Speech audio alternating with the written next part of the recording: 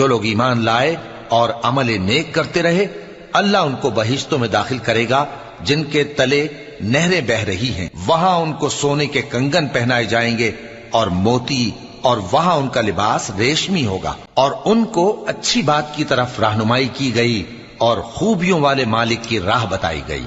جو لوگ کافر ہیں اور لوگوں کو اللہ کے رستے سے اور مسجد حرام سے جسے ہم نے لوگوں کے لیے یکساں عبادت گاہ بنایا ہے روکتے ہیں،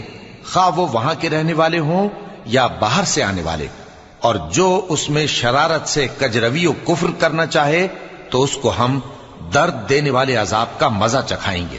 اور ایک وقت تھا جب ہم نے ابراہیم کو خانہ کعبہ کا مقام بتا دیا اور ارشاد فرمایا کہ میرے ساتھ کسی چیز کو شریک نہ کیجو، اور طواف کرنے والوں اور قیام کرنے والوں اور رکوع کرنے والوں اور سجدہ کرنے والوں کے لیے میرے گھر کو صاف رکھا کرنا۔